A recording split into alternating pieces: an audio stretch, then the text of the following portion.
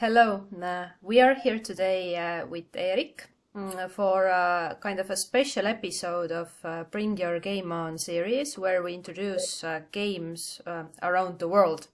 And usually in this series our customers or Loquiz customers are talking about the games they have built, whether these are city tours or some kind of corporate games.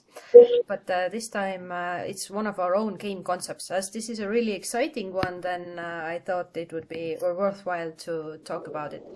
And Erik is one of the founders and CEO of Loquiz, and he's, as the author of this game concept, going to tell all about it. So thank you for joining us here today.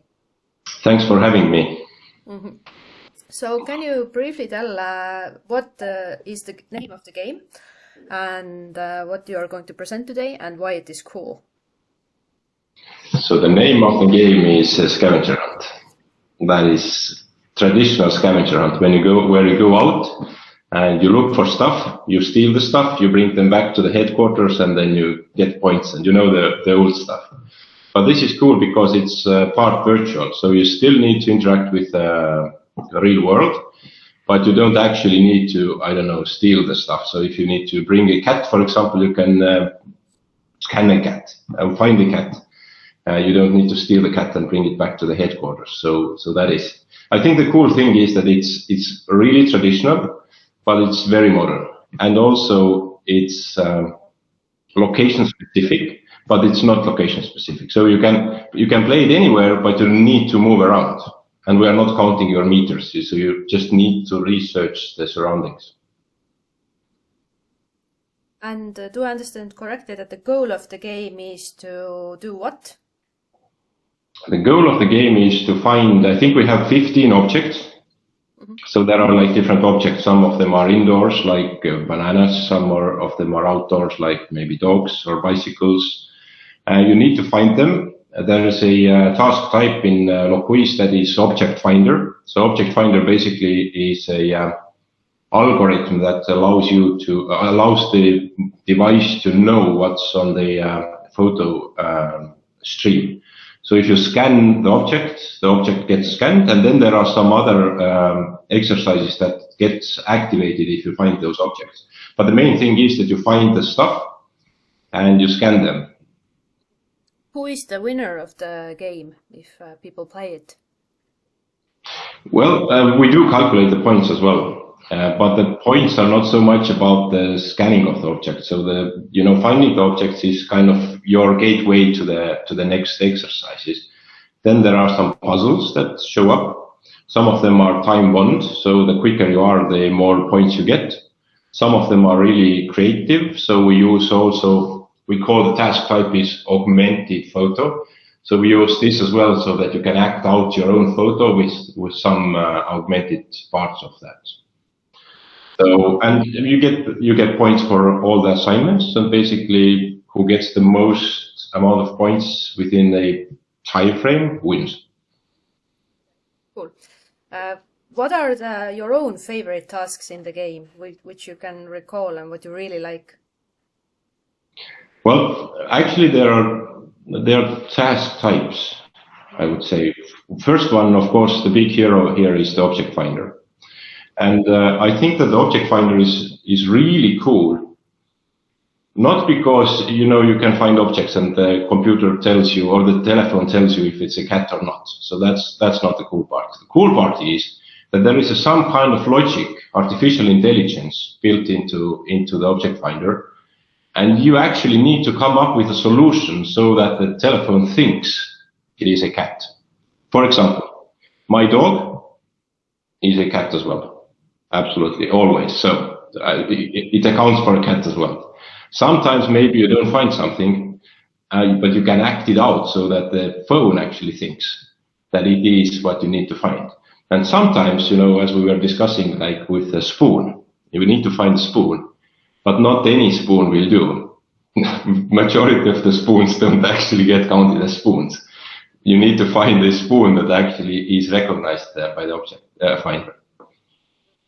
So part of the fun is playing around how well the artificial intelligence recognizes an object, whether it's drawn on a picture or exists in real life. Yeah, exactly. That is, I think this is the essence, that you can't think that it's either correct or incorrect. The question is that how do I set it up so that this artificial intelligence now thinks that this is what it should be. And it's really cool in my mind, because when you're scanning objects, it's always giving you kind of boxes and saying like, I am 50% certain that this is a cat. But you need to have more than 60% certainty, so that you can actually, when you scan around and look at different objects, you can already have an idea that what can count for what. For example, can the toothbrush be a fork? You know, it might.